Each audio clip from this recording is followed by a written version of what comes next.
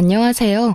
저는 돌싱녀로 돌아온 30대 초반의 지방 사는 여성이에요. 남자 보는 눈이 없다는 말, 혹시 그 말에 공감하신 분이 여기 있으실까 모르겠지만, 저에게 이 말은 뼈아픈 이혼의 기억이기도 해요. 아, 그리고 한 가지 더. 부모가 반대하는 결혼은 하는 게 아니다라는 말도 저에게는 참 아픈 말이기도 해요. 저의 결혼을 아버지가 무척 반대하셨거든요. 저와 남편은 동갑내기로 친구들의 소개로 만나게 됐어요. 남편은 제조업 종사자였고 저는 네일샵을 운영 중이었어요. 저는 어릴 때부터 공부보다는 미용에 더 관심이 있었고 그 때문에 대학교 진학은 포기했었어요. 남편은 대학교는 나왔고요.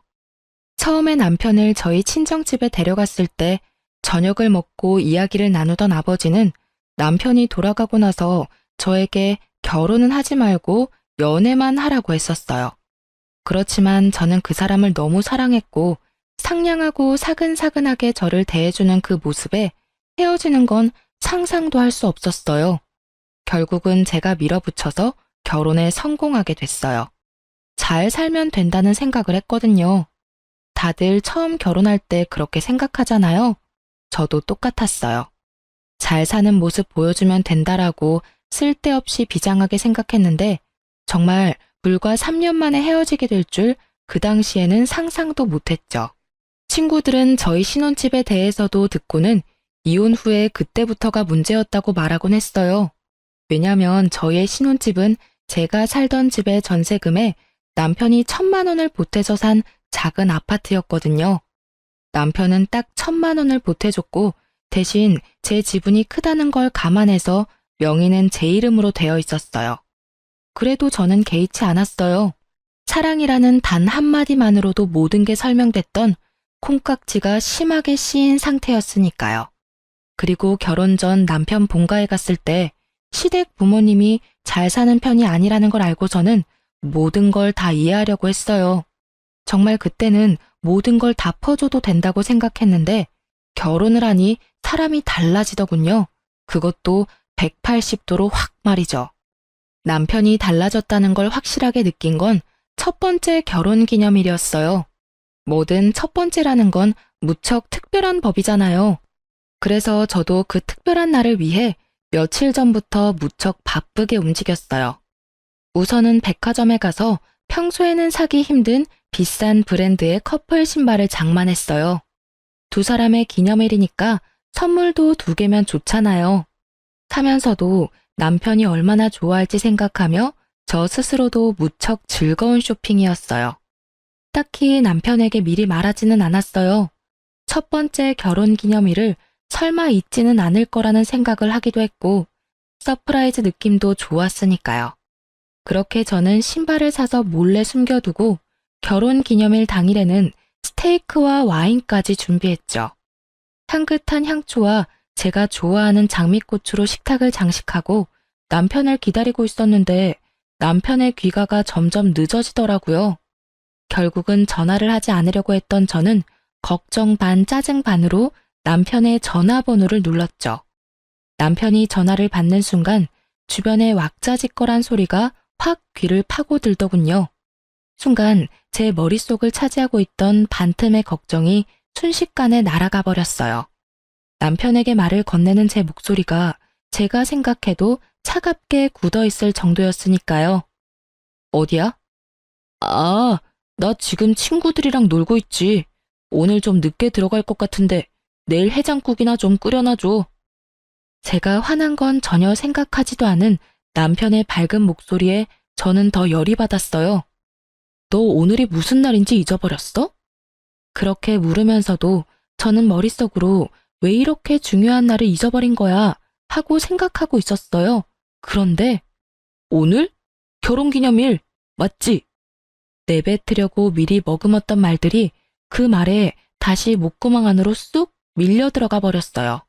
당연히 잊고 있어서 놀고 있는 거라고 생각했는데 알면서 놀고 있다는 말이 너무 충격이었으니까요. 제가 말을 잊지 못하니 남편이 먼저 말하더군요. 내가 안 와서 화났어? 자기가 좀 이해해. 어차피 잡은 물고기인데 기념일 꼬박꼬박 챙길 필요 없잖아. 솔직히 연애 때 챙겨준 것도 엄청 힘들었거든. 그러니까 우리 이제 이런 기념일 적당히 하자. 솔직히 연애 때 힘 다 써서 이젠 그런 거 챙길 힘도 없어. 해맑게 미친 소리를 하고 일방적으로 전화를 끊는 남편 놈을 보니 갑자기 부모님 생각이 나더라고요. 하지 마라는 결혼했다가 이 꼴이 된 것 같아서 힘든 소리도 못하겠고 열은 받았는데 풀 곳은 없고 결국은 저도 행동으로 보여주기로 했어요. 저는 제가 산 신발 선물을 꺼내 사진을 찍었어요. 그리고 그걸 SNS에 올리고 미안해 안녕 이라고 썼거든요. 남편이 그걸 보고 돌아오기만 한다면 용서해주겠다는 마음으로요. 그런데 연락 하나 없더라고요. 신경도 안 쓰고 열심히 놀고 있는 모양이더라고요. 부글부글 끓는 마음으로 남편을 기다렸는데 기다리는 남편은 오질 않고 문자 하나가 먼저 도착하더군요. 42만 5천 원이라는 금액의 술값 문자요. 남편은요, 남들이 우쭈쭈 하는 거에 약해 빠져서 누가 엉덩이만 살살 긁어주면 자기가 뭐라도 됐냐 큰 돈도 결제하곤 했어요. 그리고 주변의 나쁜 친구들은 모두 그걸 알고 이용해 먹는 거였고요. 결국은 자기가 대단한 사람이 됐다며 정신승리까지 하기도 했죠. 결혼 전에는 제가 하지 말라고 하면 안 하더니 결혼하고 나니 다시 그 친구들과 친하게 지내게 됐나 봐요. 이것도 잡은 물고기에는 밥을 안 준다는 생각의 연장인 거겠죠. 잠을 자야 하는데 머릿속이 부글부글 끓으며 잠이 너무 오지 않더라고요. 더 또렷해지기만 했죠. 그리고 문이 열리고 남편이 들어오는 소리가 들렸어요. 인사불성에 빠져서는 들어오자마자 씻지도 않고 침대에 누워 바로 자더군요. 그 모습에 더 화가 난 저는 다음날 날이 밝자마자 코골며 자는 남편 놈을 남겨두고 신발을 포장된 그대로 가지고 그걸 샀던 백화점 매장으로 향했어요. 그리고 남편 것만 반품 처리했어요. 어차피 신어보지도 않은 거였으니. 그리고 저는 반품한 남편 신발값으로 제 옷이랑 액세서리를 샀어요. 백화점에서 코스 요리까지 먹고 집에 왔는데 남편이 어디 갔었냐며 난리더군요. 아침부터 어디 갔던 거야? 해놓으라는 해장국도 안 해놓고. 어제 결혼기념일 안 챙겼다고 설마 삐쳐서 밥도 안 해놓고 남편 굶긴 거야? 웃기지도 않게 상전 노릇하고 있는 남편 놈을 보니 사그라들었던 화가 다시 활활 타오르더라고요. 그래, 당신이 안 챙겨준 결혼기념일 챙기려고 나 혼자 쇼핑이나 하고 맛있는 거 먹고 왔어. 그러면서 저는 제가 산 물건들 가방을 주르륵 늘어놨어요. 남편이 기웃거리며 자기 물건을 찾는 꼴이 너무 웃겨서 웃음이 나올 뻔했어요. 근데 왜 자기 것만 사왔어? 결혼기념일인데 내 건 어디 갔어? 당신이 굳이 기념일 챙기지 말라며. 안 주고 안 받고 싶은 거라고 생각해서 준비 안 했어. 알아서 내 건 내가 챙길 테니까 네 건 네가 알아서 챙겨. 아, 근데 이번 달 카드값 많이 나와서 힘들 테니까 뭐라도 살 거면 다음 달에 사. 어제 술값 40만 원 넘게 나왔더라고. 술값이 많이 나왔으면 당신도 이런 걸 사지 말았어야지. 너 설마 내가 어제 결혼기념일에 술 마시러 갔다고 화나서 이런 짓 한 거야? 정말? 술값을 많이 쓴 건 너잖아. 근데 왜 내가 당신 때문에 아껴 써야 하는데? 나도 돈 벌고 있어. 너한테 돈 타서 쓰는 것도 아닌데 왜 참견이야? 그리고 나는 어차피 결혼하면서 당신 따라 멀리 오는 바람에 돈 쓸 친구도 없어서 당신처럼 하룻밤에 40만 원 넘게 쓸 일이 없거든? 근데 너무 불공평하잖아. 당신은 돈을 그만큼이나 유흥비로 썼는데 왜 나는 그 돈을 못 써? 나도 그만큼 쓰려고 나를 위해 쇼핑한 거야. 그 정도는 이해하지? 그렇게 이야기해도 남편은 이해를 못 하더라고요. 그저 자기 선물이 없다는 거에만 꽂혀서는 계속 선물 이야기만 해댔어요. 아, 장난하지 말고. 내 선물 있지? 어제 SNS 올린 거 아침에 봤거든? 신발 사놓은 거 맞지? 그거? 반품했는데? 너 어차피 잡은 물고기 밥 안 준다며. 우리 첫 결혼기념일이라 내 돈을 좀 썼는데 네가 그런 생각이면 나도 따라야지 뭐. 그래서 내 것만 남겨두고 반품했어. 그걸 왜 네 맘대로 반품하는 건데? 아, 진짜 어이없네. 아니, 무슨 생각으로 샀다가 반품을 한 거야? 일에서 못 배워먹은 것들은 티가 나. 아무것도 아닌 일에 금방 토라져서는 이런 일이나 버리고 머리 빈 여자랑은 결혼하지 말았어야 했는데 내가 바보지. 어휴. 그래, 나 고등학교도 겨우 졸업했어. 근데 내가 산 물건 내가 처분하는 게 왜 안 되는 건데? 네 돈 주고 산 것도 아니잖아. 반품을 하든 태워 먹든 네가 무슨 상관이야? 그리고 못 배운 여자들이 금방 토라진다는 건 또 무슨 어이없는 소리고? 당신이야말로 편협하고 쪼잔한 남자지. 오히려 저를 깔아내리며 상식 이하의 여자로 만드는 남편을 향해 분노로 가득 차 소리쳤어요. 엄청 화가 나는데 머리는 차분해지더라고요. 마치 얼음물을 뒤집어 쓴 것처럼요.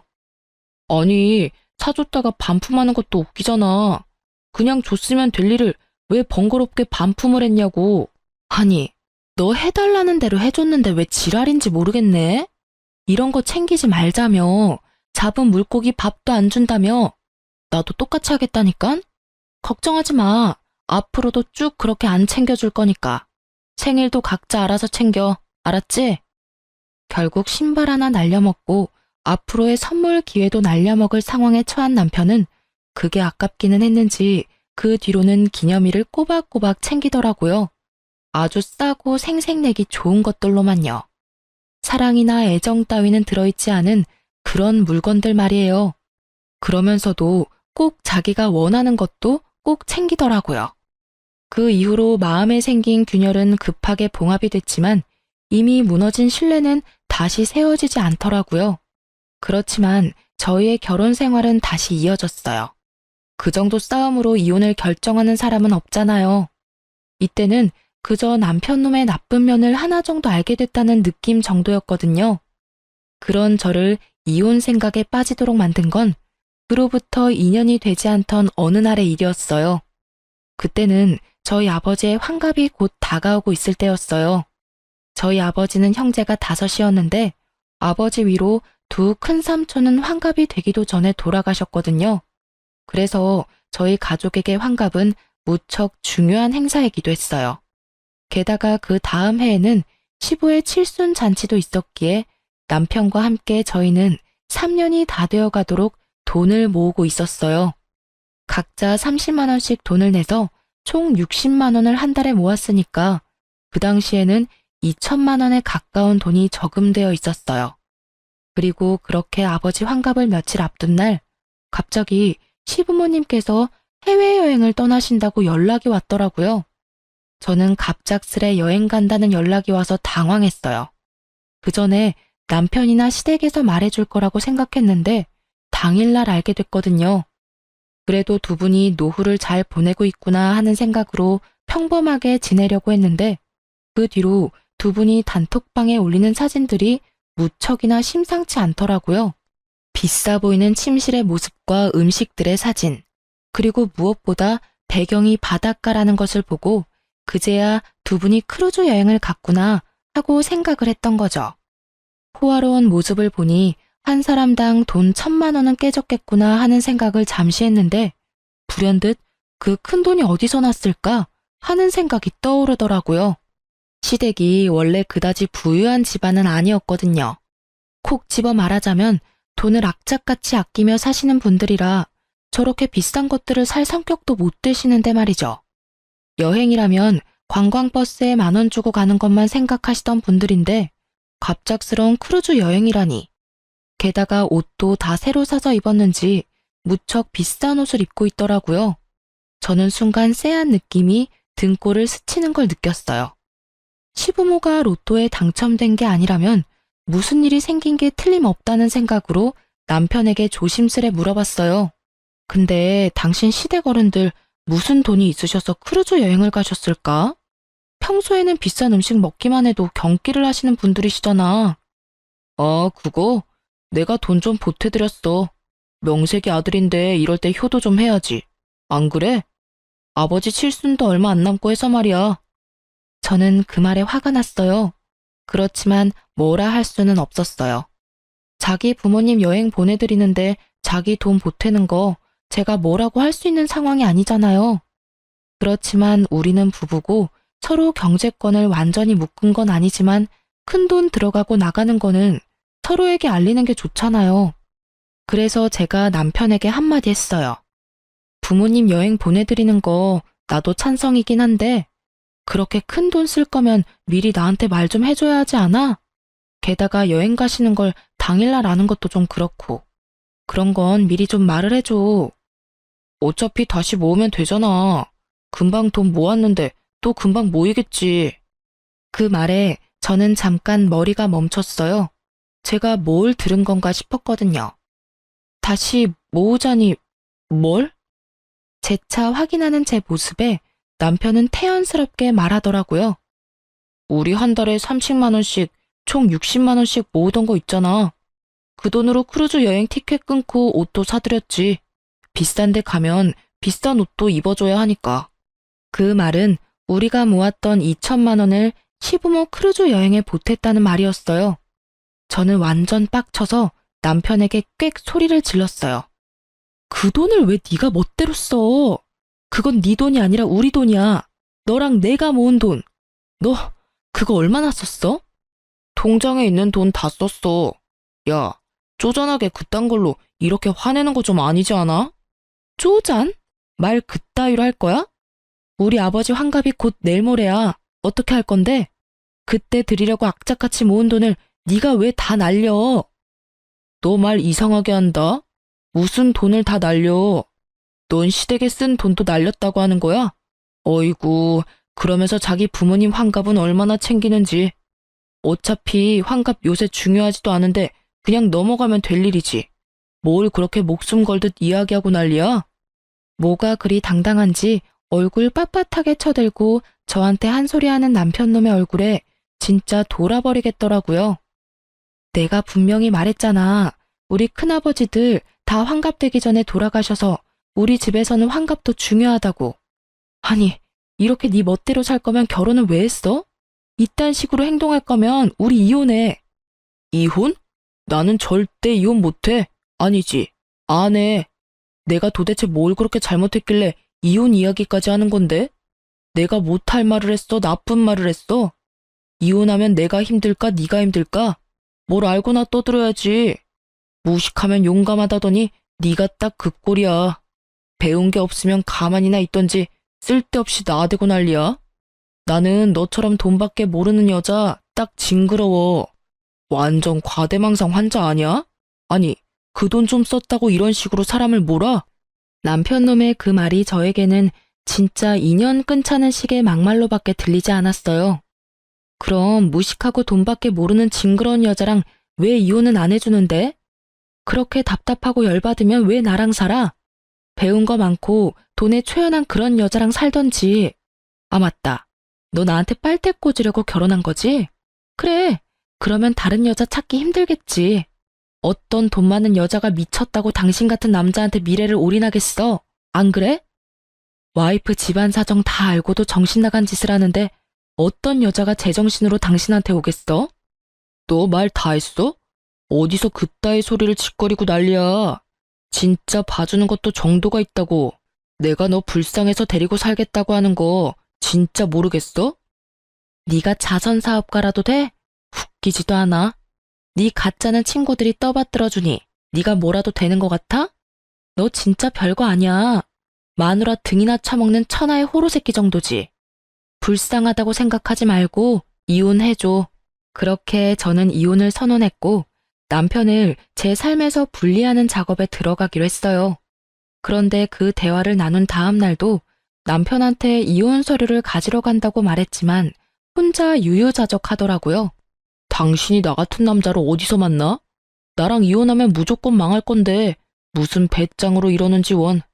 내가 넓은 마음으로 용서해 줄 테니까 나한테 미안하다고 하고 끝내. 어? 이렇게 말하는 꼴을 보니 용서할 마음이 생기겠어요? 생기더라도 당장 달아났겠죠. 그런 제 속도 모르고 남편놈은 저한테 사과하라며 난리더라고요. 상황이 이해가 안 가나 봐요. 미쳤어? 헛소리 그만하고 당장 이 집에서 나가. 난 당신 얼굴 꼴도 보기 싫으니까. 당장. 내가 왜 집을 나가? 이 집 살 때 내가 1,000만 원 보탠 거 잊었어? 나한테도 지분이 있으니까 네 맘대로 내보낼 수는 없지. 아니, 내가 도대체 뭘 잘못했는데 이런 일을 당해야 하는데? 꼴랑 그 2천만 원 좀 썼다고 나를 완전 죽일 놈으로 모는 거야? 시부모한테 즐거운 한때 선물해줬다고 생각하는 게 그렇게 아까워? 아직도 정신을 못 차렸네. 내가 시부모한테 그 돈 줬다고 화내는 게 아니라는 걸. 왜 아직도 모르는지 이해가 안 되네? 그 돈이 10만 원이던 100만 원이던 1000만 원이던 네가 같이 모은 돈에 대한 결정을 혼자서 했다는 게 화가 나는 거라고 몇 번을 이야기해야 알아듣냐고. 그리고 이 집 살 때 네가 보탠 1000만 원? 당신이 시부모 여행 때 낸 돈 2천 중에 절반은 내 돈이니까 그거랑 퉁치면 되겠네. 어차피 내 동의 없이 내 돈 1000만 원 썼으니 당신이 나한테 그 돈 줘야 하는 거 알지? 네 돈이 내 돈이지. 우리 결혼해서 부부라고. 돈 문제 같은 건 알아서 할 수 있는 거 아니야? 좀 융통성 있게 굴라고. 이렇게 꽉 막힌 여자였어, 너?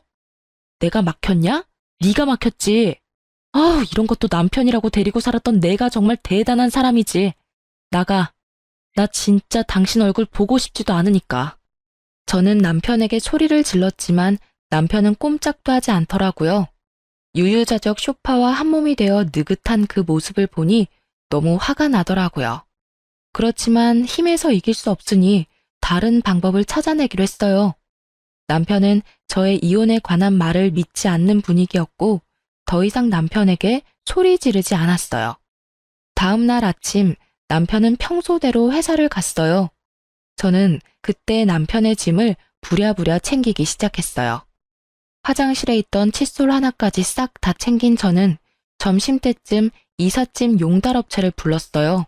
그리고 남편 짐을 다 챙겨서 시댁으로 보냈죠. 그리고 마지막으로 집의 도어락을 싹 바꿨어요. 비밀번호뿐만이 아니라 기종까지 바꿔버렸어요. 남편의 흔적이 없으니 마음이 너무 편하더군요. 그렇게 저는 하루 가게를 쉬고 집에서 시간을 보냈어요. 저녁이 되니 남편에게 전화가 오더라고요. 문 앞에 있는 걸 알고 있었으니 전화는 받지 않았죠. 남편은 비밀번호를 눌렀지만 문이 열릴 턱이 있나요? 그런데 남편이 도어락을 해제하려고 기사를 불렀더라고요. 문 밖에서 기사가 남편과 이야기를 하는데 제가 소리를 질렀죠. 기사님, 집에 사람 있으니 도어락 열지 마세요.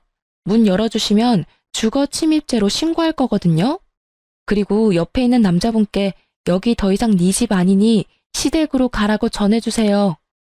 제 말에 밖에서 소리가 나더니 결국 기사가 돌아간 듯 하더라고요. 남편은 집에 들어오지 못한 채 밖에서 고래고래 고함을 질렀죠. 야, 문 안 열어? 지금 장난치는 거야, 뭐야? 빨리 열어. 열셀 때까지 안 열면 진짜 너 험한 꼴 볼 줄 알아? 이 무식한 여자야. 문 열 생각 없고 짐은 하나도 빠짐없이 시댁에 보냈으니 거기서 지내. 이혼 서류는 내일 보낼게. 장난쳐? 당장 문 열라고. 네가 뭔데 집 문을 걸어 잠궈? 고래고래 소리를 지르던 남편 놈은 옆집 사람의 항의에 결국 꼬리 내리고 시댁으로 가더군요. 저는 속이 시원하더라고요. 남편 놈 얼굴 안 보는 게 어찌나 속이 시원하던지. 다음 날 저는 이혼 서류도 시댁에 보냈어요. 시부모님이 안 계시니 그 사이에 해결할 생각이었죠. 그런데 며칠 뒤 크루즈 여행에서 돌아온 시모가 저에게 전화를 했어요.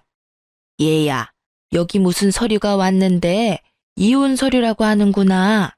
혹시 너희들 무슨 일이 있니? 우리 집에 아버 모시며 짐까지 다 보내놓고 여기서 회사를 다니고 있으니 대관절 이게 다 무슨 일이야? 어머님, 이런 말씀 드리기 전에 해결하려고 했는데 그 사람이랑 저 이혼하기로 했어요. 지금은 저만 이혼을 원하는 상태고 남편이 계속 거부하면 소송할 거고요. 왜 갑자기 이혼을 해? 너희 그렇게 잘 지내놓고선. 시모의 놀란 목소리가 들렸어요. 저는 시모에게 다 털어놓기로 했어요. 시댁에서도 이제는 알아야 할 상황이기도 했고요. 그 사람이 저희가 같이 모은 목돈을 몰래 혼자 다 썼더라고요. 다른 건 다 용서해도 그건 좀 아니잖아요. 개인 돈도 아니고 우리가 같이 사용하는 돈을 어떻게 그렇게 함부로 사용할 수 있어요? 그럴 리가. 걔는 절대로 그런 애가 아니야. 설마 그렇다 하더라도 필요한 곳에 썼겠지. 필요한 곳이기는 했죠. 두 분 호화 크루즈 여행 갈 때 쓴 돈이 그 돈이거든요. 저도 두 분 여행 보내드리는 거에 불만은 없어요. 그런데 사용할 거라면 최소한 미리 저한테 이야기라도 해야 하지 않나요? 그런데 저는 어머님이 사진 보내기 전까지 여행 가는 거에 대해 아무것도 몰랐어요. 게다가 그 돈은 저희가 양가 부모님 잔치 때 쓰려고 모은 돈이었어요. 특히 저희 아버지 환갑이 바로 코앞인데 그 돈 다 써버려서 저는 지금 해드릴 수 있는 게 없고요. 아니, 이런 걸 다 떠나서 최소한 저한테 미안한 감정이라도 가져야 하는 거 아니에요? 아예 저를 무식하고 돈만 밝히는 여자라고 얼마나 고래고래 소리를 치는지. 그래서 이혼하기로 했어요. 제 말에 시모가 꿀먹은 벙어리가 되더군요. 그 2천만 원을 두 분께 쓴 거 아깝다고 생각하는 거 절대 아니에요. 만약 아버지 환갑이 아니었으면 두 분께 충분히 그런 선물 드릴 수도 있는 상황이었고요. 그런데 그 큰 돈을 같이 모은 사람에게 한마디의 상의도 없이 써버리는 건 그 사람 잘못이 틀림없다고 생각해요. 아니, 잘잘못을 가릴 필요까지도 없이 그냥 제가 그런 사람을 견디지 못하겠어요. 앞으로 집을 옮기거나 사업 때문에 큰 돈이 생기면 이번처럼 똑같이 자기 원하는 대로 돈을 쓰지 않겠어요? 하나를 보면 열을 한다고 제가 봤을 때는 그럴 만한 사람이거든요. 얘야, 우리는 그런 건 생각도 못하고 나는 그저 아들이 개인적으로 모은 돈이라고 생각했어. 내가 생각해도 그게 나쁜 일이기는 한데 그것만으로 이혼하는 건 너무 성급하지 않니? 오해가 있을지도 모르고 또 다르게 생각하면 이해해 줄 수 있을 법도 하고. 그거 하나만으로 헤어지자고 하는 건 아니에요. 그 사람은 저한테 무식하다거나 배워먹지 못했다거나 그런 말을 서스럼없이 쓰거든요. 게다가 제가 하는 말을 하나도 신경 써서 듣지를 않아요. 저희 가족 대대로 환갑을 못 넘긴 분들이 많아서 우리 집은 환갑잔치 중요하게 생각한다고 몇 번을 말했는데도 환갑잔치 2주 앞두고 이런 짓을 벌였으니까요. 와이프를 얼마만큼 아래로 보면 장인어른은 이렇게 홀대하는 걸까요? 이야기를 듣던 시부모도 제 말에는 아무런 말도 더 이상 잊지를 못했어요. 이건 서로 이해하라는 선을 떠난 무척이나 감정적인 상황이 되어버렸으니까요. 예, 며느라가 미안하다. 우리는 그런 것도 모르고 내가 이놈한테 단단하게 일러놓으마. 대체 그 녀석은 어쩌자고 이런 일을 한 거야? 시모가 급히 저에게 위로의 말을 건네더라고요. 그렇지만 이미 상해버린 감정은 다시 봉합되지 않았어요.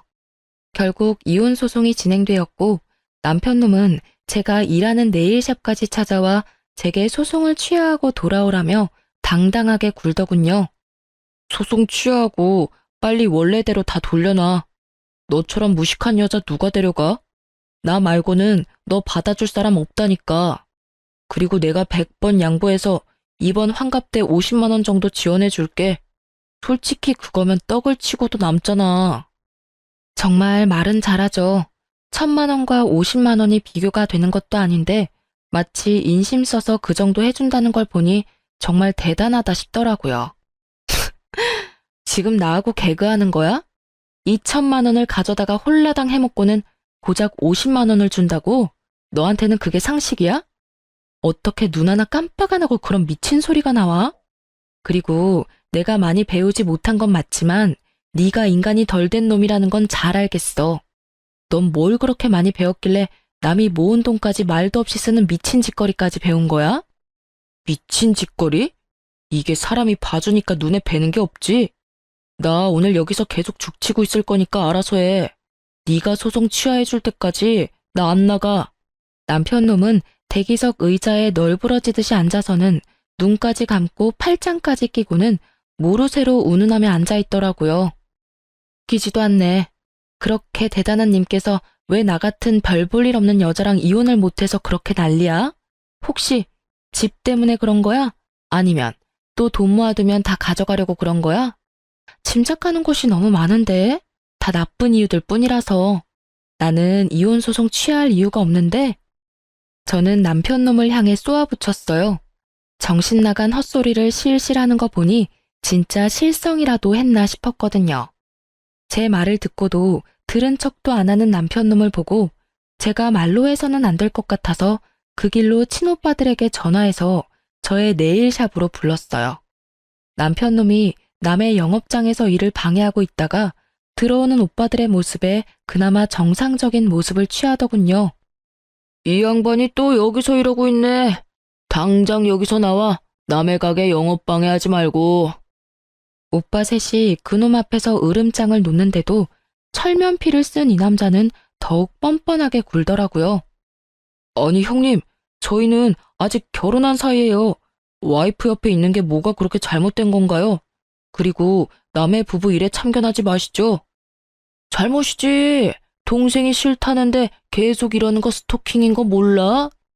그리고 우리는 처음부터 널 우리 가족으로 생각한 적 없어. 동생이 너무 원해서 결혼을 시켜준 것뿐이고 다행스럽게도 이제라도 헤어진다는데 당연히 도와줘야지. 그러니 더 이상 동생 괴롭히지 말고 썩 꺼져. 괴롭히기는 누가 괴롭혔다고 그럽니까? 그냥 오해가 좀 쌓인 것뿐이라고요. 이야기하다 보면 다시 돌아올 일이고 다시 얼굴 맞대고 살다 보면 좋아질 일이고. 마치 자신은 하늘을 우러러 한 점 부끄럼 없다는 듯 당당하게 말하는 걸 보니 제 뱃속이 다 꼬이더라고요. 좋아지기는 혼자 김칫국 마시지 말고 나가라니까. 한 번만 더 우리 동생 괴롭히면 그때는 주저하지 않고 경찰에 신고할 테니까 알아서 하라고. 결국 3명의 오빠들에게 한 소리 거하게 들은 남편놈은 투덜대며 돌아갔어요. 저는 오빠들에게 너무 미안한 마음뿐이었어요. 그렇지만 오빠들은 역시 제 편이더라고요. 저 자식 또 오면 우리한테 전화해. 어차피 우리 다 근처에 있잖아. 우리 없으면 아버지 불러도 되고. 아빠는 너무 미안해서 못 불러. 그렇게 반대하는 결혼했었는데 이제 와서 도와달라고 하는 것도 죄송스럽고. 걱정하지 말래도 아빠가 너한테 쏟는 애정이 보통은 아니잖아. 그러니까 다음에 이런 일 있으면 아버지 불러. 알았지? 저는 오빠의 말대로 하기로 했어요. 그리고 남편놈이 사업장 근처에 얼씬거리기만 해도 오빠들을 소환했어요. 그리고 그렇게 얼마 지나지 않아서 남편놈은 체념한 건지 더 이상 오지 않더라고요. 그리고 이혼 판결이 났어요. 어차피 결혼 생활도 길지 않았고 재산 분할은 예상한 바와 크게 다르지 않더라고요. 그 집은 제 품에 돌아왔지만 사실 더 이상 살고 싶은 마음도 없었고 그 집이 제가 원했던 집도 아니었거든요. 그저 전 남편 사정에 맞춰 찾은 집이었을 뿐이니까요. 그래서 소송 끝나고 법률 관계 정리 끝나고 나서는 후다닥 집부터 팔아버렸어요. 그런데 이렇게 모든 게 깨끗하게 끝났으면 좋았을 텐데 갑자기 전 남편이 제 가게로 다시 찾아왔더라고요. 구질구질하게 구는 남편놈 때문에 진절머리가 날 지경이었지만 가게에서 난동을 피우며 헛소리를 하더라고요. 아니, 왜 네가 집을 가져가? 그 집 살 때 나도 돈 1,000만 원 낸 거 알잖아. 그러면 나한테도 뭐 좀 떨어져야 하는 거 아니야? 이건 한참 잘못됐어. 소송이 잘못된 거라고. 게다가 애초부터 잘못은 네가 했는데 피해는 내가 봐야 하는데 둘이 같이 모은 돈이니 내가 어떻게 쓰던 네가 따라와주면 될 일이잖아. 네가 이해심이 모자라서 이혼을 하게 됐는데 피해는 왜 내가 받아야 하냐고. 구구절절 하는 말마다 내게 잘못을 떠넘기는 걸 보니 여전히 반성이라고는 하나도 안 하고 있더라고요. 그 이야기를 듣고 있던 제가 열받아서 한 소리 하려는데 네일샵 안쪽으로 아버지가 들어오시더라고요. 제가 이혼한 걸 최근에 알게 되신 아버지는 남편놈이 저번에 가게에서 난동 피운 걸 오빠들에게 듣고서는 이렇게 제 작업장 근처에 항상 계셨거든요. 남편놈 오면 꼭 한마디 해줄 거라고 말이죠. 전 남편은 이제는 눈에 뵈는 것도 없는지 제 아버지를 보고도 남편놈은 뻔뻔하게 굴더라고요. 그래도 큰 소리를 치지 못하는 눈치였어요. 아니 이게 누군가? 내 딸하고 이혼한 사람 아닌가? 그런데 왜 여기 있어? 애저녁에 똑똑하고 마음씨 넓은 여자 찾아 떠난 줄 알았더니. 아니, 장인어른, 어르신도 생각해보세요. 이 상황이 제가 잘못해서 벌어진 일이냐고요. 저는 우리 부모님께 효도 한 번 한 것뿐이고, 솔직히 결혼했으면 시댁 부모 챙기는 것도 당연하잖아요. 그런데 왜 제가 이혼을 당하고 집까지 뺏겨야 하는지 이해가 안 돼서 그럽니다. 그래, 각자 부모 챙기는 건 당연하지. 그런데 그럴 거였으면 자네 돈으로 효도하지 그랬어. 마누라 돈으로 생색냈으면서 사과는커녕 뻣뻣하게 굴지 않나. 그리고 무식하다고 욕할 때는 언제고 지금 여기 와서 이러고 앉아있어. 절이 싫으면 중이 떠나는 법이지. 자네가 집 가진 우리 딸이 싫으면 자네가 떠나는 게 맞지 않나. 설마 이제 와서 사람 같은 정신 나간 소리 하려는 건 아닐 거고. 그럼 그 집이 그렇게 아깝나? 그렇게 말씀하시면 안 되죠. 소송 자체부터가 잘못된 거라고요. 저는 하늘에 맹세코 잘못한 게 없고 왜 피해는 제가 고스란히 다 받아야 되는지 모르겠습니다. 와이프가 시댁을 모시지 않은 게 더 큰 잘못이라고요. 그러니까 같이 살던 집의 절반은 제 것이나 다름없고요. 그게 무슨 말도 안 되는 소리야. 잠깐, 기다려봐라. 그래, 자네가 그 집 마련할 때 얼마 냈지? 딱 1,000만 원이라고 알고 있네. 그렇다면 자네가 쓴 2천만 원에 대해 아무 책임을 물지 않을 테니 자네도 그 집에 쓴 1,000만 원에 대해서는 아무 책임을 묻지 말게. 계산은 그거로 끝이야. 그렇지만 저도 재산 형성에 크게 도움이 됐다고요. 그 부분을 인정을 안 해주시니까. 제가 돈을 벌어서 엄한 데 썼겠습니까? 다 가족을 위해서 쓴 거지. 그러니 재산 형성에 도움이 된 거잖아요. 야, 네 그 쓰레기 같은 친구들한테 한 달에 100만 원을 뜯기는 호구가 너야. 그 친구들이 너 좋아서 네 옆에 있는 줄 알지? 다 네가 돈을 그만큼 쓰니까 옆에 붙어서 알랑거리는 거지. 돈 없어 봐. 네 옆에 있겠어? 그래놓고 뭐? 가족을 위해서 썼다고? 결혼하고 기념일마다 날 챙겨주기를 했어? 선물을 사주기를 했어? 아무것도 해준 것도 없는 주제에 뚫린 입이라고 막말한다 이거지? 재산 형성에 도움이 돼? 지랄하네. 돈 한 번 갖다 주지도 않고 쓰기만 한 네가 무슨 자격으로 여기 와서 이러고 있는 거야? 그러고도 네가 인간이냐? 야, 네가 아무것도 몰라서 그러는데 나도 충분히 남편으로서 부부의 일원으로 재산 형성에 도움이 됐다고. 그리고 친구들한테 돈 쓰는 건 유흥비라고. 너랑 외식할 때도 돈 냈잖아. 어디서 못 배운 티를 내? 네가 뭐 법률적으로 아는 게 있긴 해? 어디서 주워들어가지고 어림짐작하는 것 같은데 제발 좀 제대로 알고 이야기를 해. 결국은 아버지 앞에서도 못 배웠네 어쩌네 입을 놀린 남편놈을 보며 저는 눈앞이 캄캄하더라고요. 그 이야기를 듣던 아버지가 한 소리 하더군요. 그래, 자네 말대로 우리 딸이 배움이 부족하기는 하지. 그런데 그렇게 부족한 우리 딸에게 많은 게 하나 있어. 이제 와서 자네한테 이런 말 하는 게 미안해서 말 안 하려고 했는데 말이지. 우리 딸은 돈복이 많지. 자네가 있는 이 건물이 누구 것인지 모르지? 바로 내 것이라네. 그리고 딸은 조만간 이 건물을 물려받을 거야. 딸이 나한테 아주 좋은 환갑 선물을 줬거든. 자네하고 이혼을 해줘서 내 기분이 무척 좋아졌어. 그래서 건물을 주기로 한 거야. 자, 어때? 이래도 우리 딸이 많이 모자란가? 그 말에 남편의 얼굴이 완전 깜짝 놀라더라고요. 그것마저도 정말 가증스럽게 보이더라고요. 남편에게 처음부터 돈이 많다고 이야기하지 말라고 한 건 아버지였어요. 남편의 허세가 보이니 혹시라도 집에 돈이 있다는 말은 하지 말라고 하셨거든요.